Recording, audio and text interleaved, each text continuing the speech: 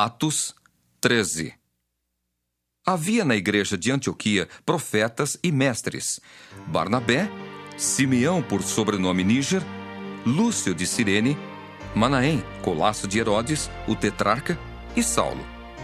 E servindo eles ao Senhor e jejuando, disse o Espírito Santo: Separai-me agora, Barnabé e Saulo, para a obra que os tenho chamado. Então, jejuando e orando e impondo sobre eles as mãos, os despediram. Enviados, pois, pelo Espírito Santo, desceram a Seleucia e dali navegaram para Chipre. Chegados a Salamina, anunciavam a palavra de Deus nas sinagogas judaicas. Tinham também João como auxiliar. Havendo atravessado toda a ilha até Pafos, encontraram certo judeu, mágico, falso profeta, de nome Bar-Jesus, o qual estava com o procônsul Sérgio Paulo, que era homem inteligente. Este, tendo chamado Barnabé e Saulo, diligenciava para ouvir a palavra de Deus. Mas opunha-se-lhes Elimas, o mágico, porque assim se interpreta o seu nome, procurando afastar da fé o procônsul. Todavia, Saulo, também chamado Paulo, cheio do Espírito Santo, fixando nele os olhos, disse: Ó filho do diabo, cheio de todo engano e de toda malícia, inimigo de toda a justiça, não cessarás de perverter os retos caminhos do Senhor? Pois agora, eis aí está sobre ti a mão do Senhor, e ficarás cego, não vendo o sol por algum tempo.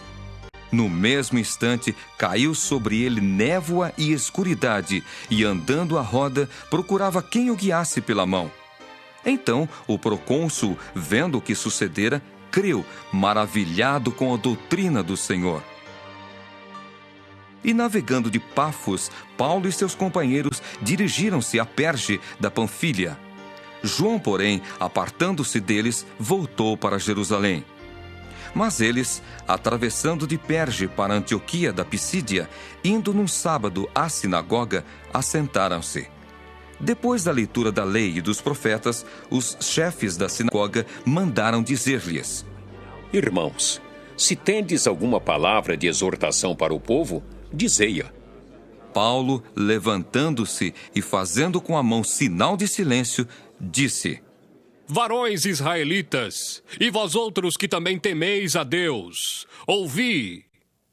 O Deus deste povo de Israel escolheu nossos pais e exaltou o povo durante sua peregrinação na terra do Egito, donde os tirou com braço poderoso, e suportou-lhes os maus costumes por cerca de 40 anos no deserto. E havendo destruído 7 nações na terra de Canaã, deu-lhes essa terra por herança, vencidos cerca de 450 anos. Depois disto, lhes deu juízes até o profeta Samuel. Então, eles pediram um rei, e Deus lhes deparou Saul, filho de Quis, da tribo de Benjamim, e isto pelo espaço de 40 anos. E tendo tirado a este, levantou-lhes o rei Davi, do qual também, dando testemunho, disse: Achei Davi, filho de Jessé, homem segundo o meu coração, que fará toda a minha vontade. Da descendência deste, conforme a promessa, trouxe Deus a Israel o Salvador, que é Jesus. Havendo João, primeiro, pregado a todo o povo de Israel, antes da manifestação dele, batismo de arrependimento. Mas, ao completar João a sua carreira, dizia: Não sou quem supondes, mas após mim vem aquele cujos pés não sou digno de desatar as sandálias. Irmãos, descendência de Abraão, e vós outros os que temeis a Deus, a nós nos foi enviada a palavra desta salvação.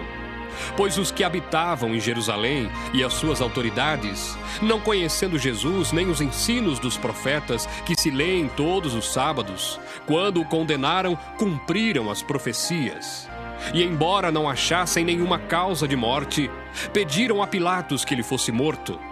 Depois de cumprirem tudo o que a respeito dele estava escrito, tirando-o do madeiro, puseram-no em um túmulo. Mas Deus o ressuscitou dentre os mortos, e foi visto muitos dias pelos que com ele subiram da Galiléia para Jerusalém, os quais são agora as suas testemunhas perante o povo.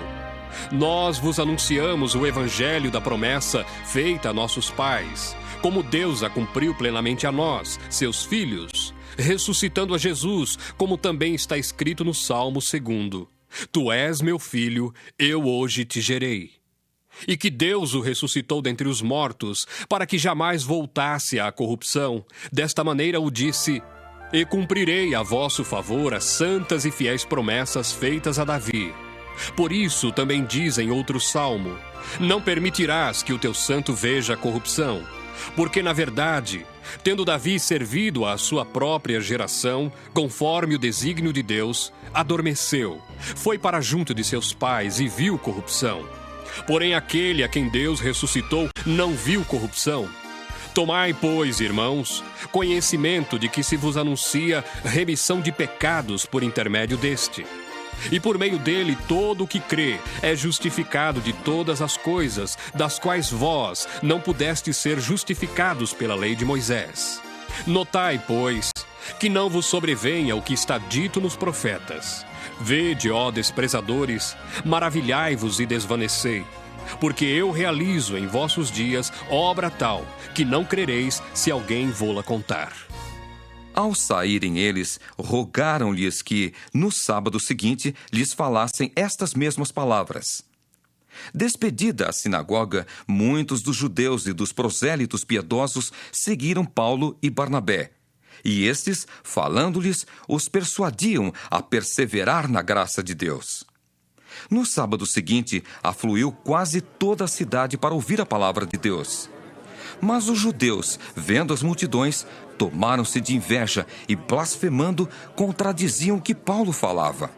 Então Paulo e Barnabé, falando ousadamente, disseram: Cumpria que a vós outros, em primeiro lugar, fosse pregada a palavra de Deus. Mas, posto que a rejeitais e a vós mesmos vos julgais indignos da vida eterna, eis aí que nos volvemos para os gentios.